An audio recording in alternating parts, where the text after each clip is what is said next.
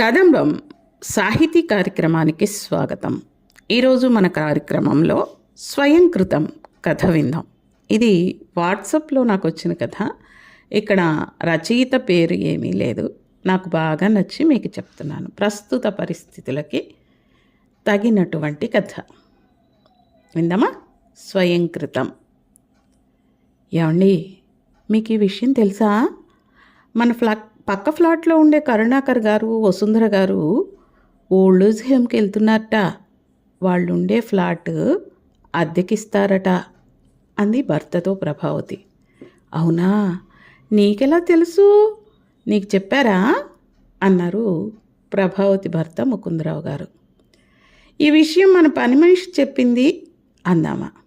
పోనీలే పాపం, అక్కడ ఉంటే మంచి కాలక్షేపం, కనిపెట్టుకుని చూసేవాళ్ళు ఉంటారు, సేఫ్టీ కూడా అన్నారు ముకుందం గారు. ఏంటో కర్మ, కాకపోతే ఇద్దరు పిల్లల్ని పెట్టుకొని దిక్కులేనట్టు అక్కడ ఉండడం ఏంటో అంది ఆవిడ దీర్ఘం తీస్తూ. చూడు, నువ్వు అలా మాట్లాడడం తప్పు. ఎవరి పరిస్థితులు బట్టి వాళ్ళు బ్రతుకుతారు. అంతేగాని ఇలానే బ్రతకాలి అని ఒక రూల్ పెట్టుకొని అందరూ బ్రతకడం కష్టం. ఆ రూల్ ఎంత సహేతుకమైనా కానీ మనం విమర్శించడం మానేస్తే మంచిది అన్నారు ముకుందం గారు. సరేలేండి, ఏదో పక్క వాళ్ళు రోజు కలిసి ఉంటున్నారు కాబట్టి మాట్లాడుకోవడం అంతే, నాకెందుకు, సాయంత్రం వంట పని చూసుకోవాలి అంది ఆవిడ తనలో తను మాట్లాడుకున్నట్లుగా పైకి. ఆవిడ కొడుకు కోడలు ఉద్యోగాల నుండి రాత్రి 7 దాటాక వస్తారు. ఈవిడే వాళ్ళు వచ్చే టైంకి వంట చేసి పెట్టాలి. కోడలు వచ్చి చిన్న సాయం కూడా చేయదు. మనవలిద్దరినీ వీళ్ళే చూసుకోవాలి. ఒకడు స్కూల్కి వెళ్తాడు, రెండోవాడు 2 ఏళ్లవాడు. ఈవిడ ఓపిక లేక పిల్లల్ని చూసుకోలేక పని చేయలేకుండా ఉంటుంది. ఆవిడికి పక్క వాళ్ళ మీద అసూయ. చక్కగా ఇద్దరే ఉంటారు లింగులిటుకో అంటూ, పనేమీ ఉండదు, ఆవిడకి అంతా రెస్టే అని ఆవిడ భావన. కొన్ని రోజులకే అందరికీ తెలిసిపోయింది కరుణాకర్ గారి విషయం.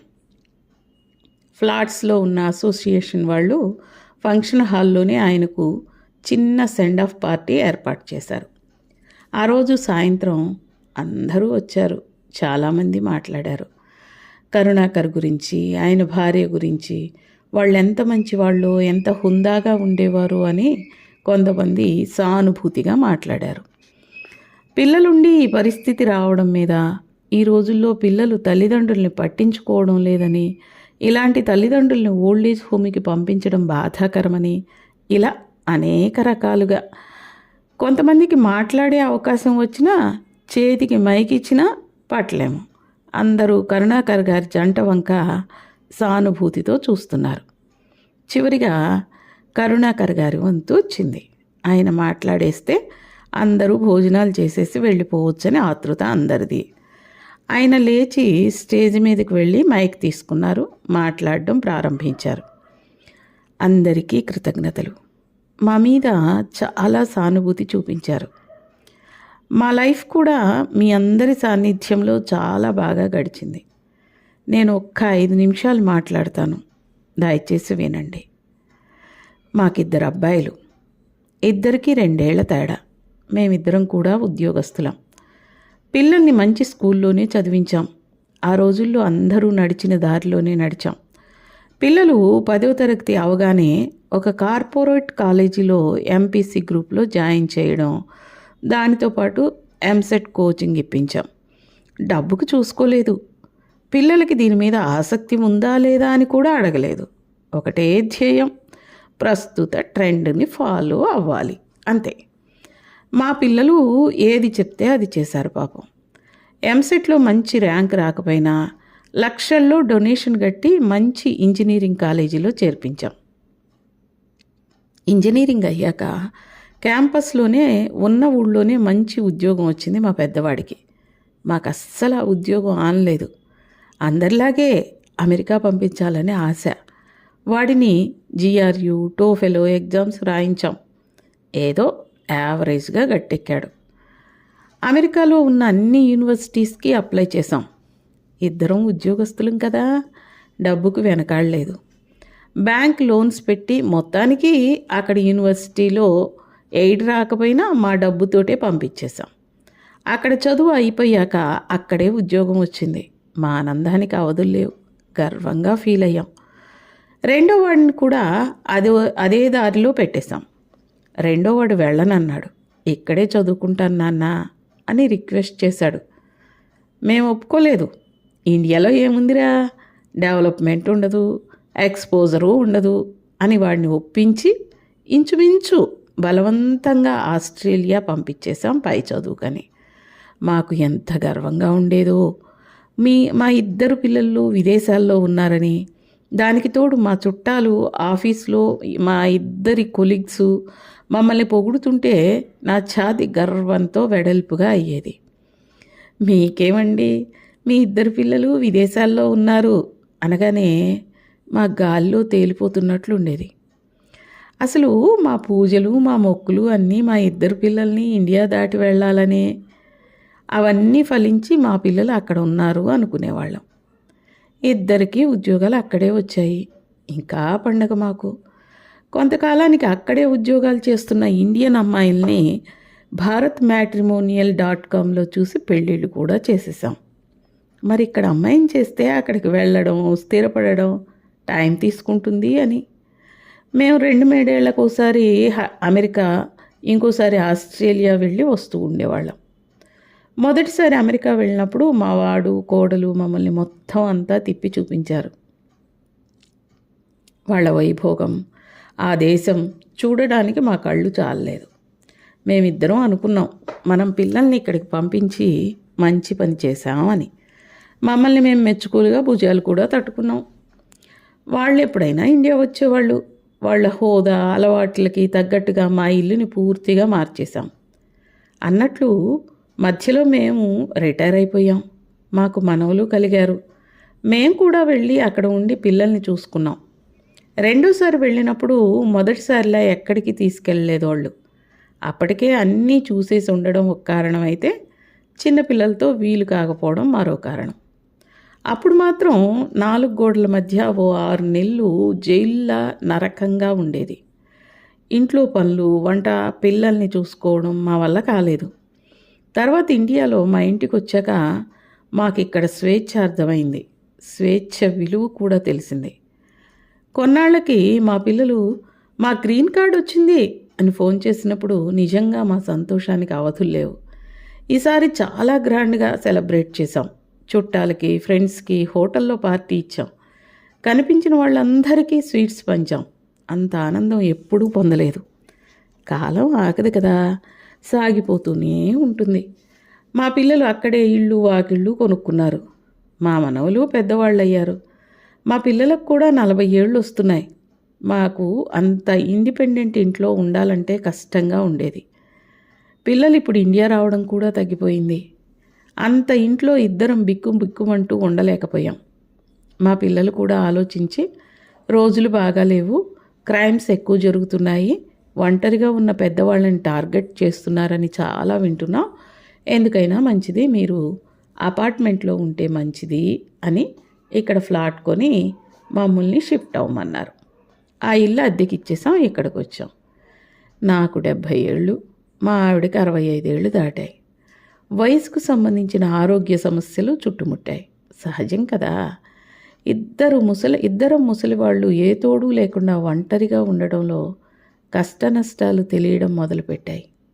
నెమ్మదిగా వాస్తవాలు బోధపడసాగాయి. మా పిల్లలు ఫోన్లు చేస్తుంటారు. మనకు పగలైతే వాళ్ళకి రాత్రి కదా. వాళ్ళు వాళ్ళ పగల టైంలో మాకు ఫోన్ చేస్తే రాత్రి 10ంటికి కొంచెం నిద్రపడుతున్న మాకు మెలకు వస్తుంది. వాళ్లతో ఫోన్ మాట్లాడినాక ఇక నిద్ర పట్టదు. అలా అని ఫోన్ చేయొద్దు అని చెప్పలేం.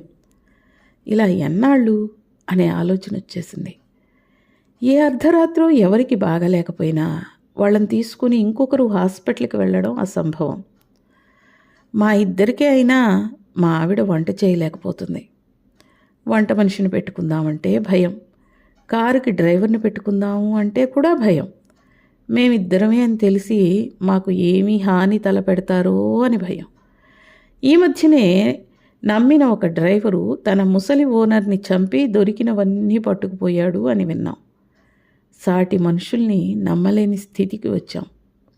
మా ఈ దీనావస్థకు కారణం మా పిల్లలని, వాళ్ళకి హృదయం లేదని మీలో చాలామంది అన్నారు. కానీ ఎంత మాత్రం కాదు. మా పిల్లలు చాలా మంచివాళ్ళు. మేము చెప్పిందల్లా చేశారు. మమ్మల్ని ఆనందపెట్టారు. వాళ్ళు విదేశాలు వెళతామని అడగలేదు, మేమే పంపాము.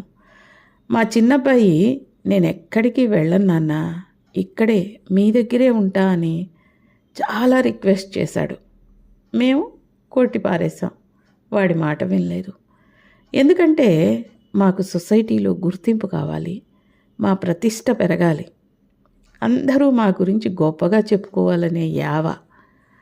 అక్కడ ఉద్యోగం వస్తే సంబరపడిపోయాం. అక్కడ వాళ్ళ గ్రీన్ కార్డు వస్తే అయ్యో పిల్లలు ఇక్కడికి ఎప్పటికీ రారు, అక్కడే ఉండిపోతారు అన్న బాధ లేకపోగా ఎగిరి చంకలు గుద్దుకున్నాం. ఆ రోజుల్లో ఇండియా వచ్చేయండ్రా అని మేము ఒక్క మాట అంటే వచ్చేసేవారు. కనీసం ఒక్కళ్ళైనా వచ్చేవారు. మేము అనలేదు సరికదా, అక్కడి పిల్లల్నే ఇచ్చి పెళ్లి చేసాం. ఇప్పుడు మా కోడళ్ళకు కూడా అక్కడే ఉండాలని ఆశ. ఒకవేళ మా పిల్లలకి రావాలనున్నా తమ భాగస్వాములు, తమ పిల్లలు కూడా ఒప్పుకోరు. మేమే వాళ్ళని అక్కడి నుండి కదలకుండా అనేక బంధనాలతో బంధించేశాం. నేను ఇదంతా ఎందుకు చెప్తున్నానంటే ఈ పరిస్థితికి కారణం మేమే, మా పిల్లలు కాదు. ఇది స్వయంకృతం. మా పిల్లల్ని తిడుతుంటే నేను భరించలేక వచ్చి చెప్తున్నాను. ఇప్పుడు ఇక్కడ కూడా మంచి జీతాలతో ఉద్యోగాలు వస్తున్నాయి. మీరు మీ పిల్లల్ని ఈ దిశగా మరలించండి. మీకు తెలుసు అనుకోండి, అయినా చెప్తున్నాను. మీ పిల్లల ఫ్యూచర్తో పాటు మీ ఫ్యూచర్ సంగతి కూడా చూసుకోండి. ఇక్కడ కొన్ని కుటుంబాలు కొడుకు కోడళ్లతో మనవళ్లతో ఉండటం చూస్తే ఆనందం వేస్తుంది. మాకు అలాంటి అదృష్టం ఎప్పటికీ రాదు కదా. అటువంటి అదృష్టాన్ని కోల్పోకండి. మేము ఓల్డ్ ఏజ్ హోమ్కి వెళ్తున్నా అది 5 స్టార్ హోటల్ లాంటి సౌకర్యాలతో ఉంది. మా పిల్లలే ఆన్లైన్లో చూసి ఏర్పాటు చేశారు. అక్కడ ఉండడానికి చిన్న చిన్న కాటేజీలు, ఎవరికి ఎలాంటి తిండి అవసరమో అలాంటి ఫుడ్ వండి పెట్టే వంట మనుషులు, మాలాంటి వాళ్ళు ఎందరో అక్కడ ఉన్నారు. కాబట్టి మాకు కాలక్షేపం. 15 రోజులకు ఒకసారి డాక్టర్లు వచ్చి చెకప్లు చేస్తారు. వాకింగ్ సౌకర్యం, అందరికీ ఇంట్లో టీవీ, కామన్ హాల్లో పెద్ద టీవీ, ఆకుపచ్చని వాతావరణం, ఇవన్నీ ఉన్నాయి. ఒక్కొక్కళ్ళకి నెలకి 50,000 కట్టి మా పిల్లలు ఇందులో చేర్చారు. అంటే మా ఇద్దరికి నెలకి 1,00,000 రూపాయలు ఖర్చు పెడుతున్నారు. ఒకప్పుడు మేము వాళ్ళ చదువులకి లక్షలు ఖర్చు పెడితే వాళ్ళిప్పుడు మా కోసం ఖర్చు పెడుతున్నారు. వాళ్ళిప్పుడు మా విషయంలో ఇలా చెయ్యకపోయినా మేము చేసేది ఏమీ లేదు. అంటే నా ఉద్దేశ్యం ఇంత జాగ్రత్త తీసుకోకపోయినా అని. మా పిల్లలకి మేమంటే ప్రేమ ఉంది కాబట్టి, సంస్కారం ఉంది కాబట్టి, స్తోమత ఉంది కాబట్టి ఇవన్నీ ఏర్పాటు చేశారు. మేము ఒక విధంగా అదృష్టవంతులమే. పిల్లలతో మనవలతో ఉండడమే ఎక్కువ అదృష్టం. కానీ దానితో ఏ అదృష్టానికి పోలిక లేదు. కానీ ఉన్నంతలో సంతృప్తి చెందాలి. కానీ ఇండియాలో ఉంటూ కూడా ముసలితనంలో తల్లిదండ్రుల్ని పట్టించుకోకుండా వదిలేసిన పిల్లలు ఉన్నారు. ఆ తల్లిదండ్రుల పరిస్థితి ఇంకా దయనీయం. యుఎస్లో ఉన్న పిల్లలు తాము రాలేక, తల్లిదండ్రుల్ని తీసుకుపోలేక, పెద్ద వయసైన తల్లిదండ్రుల్ని ఒంటరిగా ఉంచలేక, అటువంటి తప్పనిసరి పరిస్థితుల్లో వాళ్ళు తమ తల్లిదండ్రుల్ని ఓల్డ్ ఏజ్ హోమ్లో ఉంచుతున్నారు. వాళ్ళకి వేరే దారి లేక. కనీసం అక్కడ ఉంచితే రక్షణతో పాటు వాళ్ళ అతీగతి చూసేవాళ్ళు ఉంటారని, వైద్య సదుపాయం ఉంటుందని, మంచి ఆహారంతో పాటు ఒకే ఏజ్ వాళ్ళ సహచర్యంతో కొంత టైంపాస్ ఉంటుందని వాళ్ళని విమర్శించకండి. దయచేసి మీ పిల్లల అభిప్రాయం తెలుసుకొని వాళ్ళ ఇష్టాన్ని గౌరవించి చదివించండి. ఇది నా సలహా. అందని వాటికి అరులు చాచొద్దు. మీకు వీలున్నప్పుడు మీరు మా దగ్గరికి వచ్చిపోతూ ఉండండి. మేం పెద్దవాళ్ళం కాబట్టి మీ దగ్గరికి రాలేకపోవచ్చు. మా మీద జాలి పడకండి. నమస్తే అని ఆయన ఆపేశారు. కొన్ని సెకండ్లు నిశ్శబ్దంగా గంభీరమైపోయిన ఆ ప్రదేశం కొద్ది క్షణాల అనంతరం చప్పట్లతో మారుమోగిపోయింది. వసుంధర గారు కళ్ళొత్తుకున్నారు. ఇంతే ఈ కథ. ఈ రోజుల్లో అన్ని చోట్ల జరుగుతున్న కథ, ఈ కాలానికి సరిపోయేటువంటి కథ. ఈ కథ మీకు నచ్చితే లైక్ చేయండి, అలాగే మీ ఫ్రెండ్స్కి షేర్ చేయండి.